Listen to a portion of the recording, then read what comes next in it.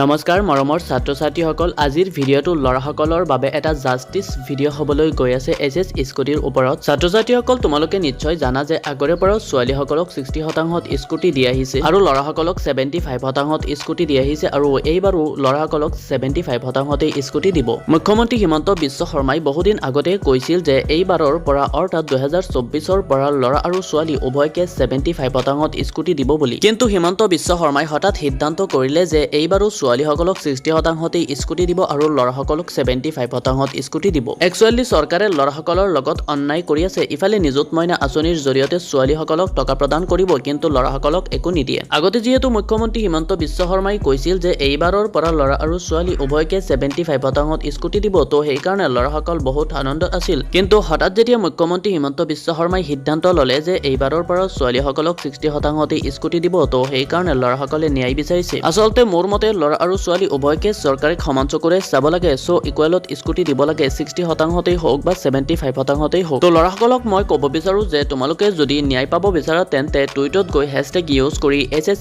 scooty justice for boys post কৰিবা তোমালোকে যিমান পাৰা লৰাসকলে এটা গ্ৰুপ ক্ৰিয়েট কৰি তোমালোকে দৈনিক যিমান পাৰা হেশটেগ ইউজ কৰিবা আৰু পোষ্ট কৰিবা দৈনিক তোমালোকে যদি হেশটেগটো ইউজ কৰি ট্ৰেন্ডিঙত লৈ আহিব পাৰা তেন্তে তোমালোকে ন্যায় পাবা বুলি মোৰ এটা সম্ভাৱনা আছে হেহত মই মুখ্যমন্ত্ৰী হিমন্ত বিশ্ব শৰ্মাক এটা কোৱেশ্চন কৰিব বিচাৰো যে ইকুৱেলত আপোনালোকে স্কুটি নিদিয়ে কিয় লৰা হৈছে বুলি আপোনালোকে স্কুটি নিদিব কিয় লৰা আৰু ছোৱালী বুলি কোনো কথা নাই লেখাপঢ়া কৰি থকা অৱস্থাত লৰাসকলে কোনো ইনকাম নকৰে সো মোৰ মতে ইকুৱেলত স্কুটি দিব লাগে লৰাসকলেও এটা আশা লৈ পৰে আৰু তেখেতৰো মন আছে এটা স্কুটি পাবলৈ 60% পোৱাটো বহুত সহজ কিন্তু 75% পোৱাটো বহুত কঠিন যাৰ বাবে লৰাসকলৰ আশাটো নিৰাশাত পৰিণত হৈ থাকে তো ছাত্ৰ ছাত্ৰীসকল আজিৰ ভিডিঅ'টো এইখিনিয়ে আছিল তো যদি চেনেলটোত প্ৰথমবাৰ আহিছা তেন্তে চেনেলটো সাবস্ক্ৰাইব কৰি দিয়া আৰু ভিডিঅ'টোত এটা লাইক কৰি দিয়া আৰু এনেকুৱা ধৰণৰ এছএছ স্কুটিৰ জাস্টিস ভিডিঅ' মই দিয়েই থাকিম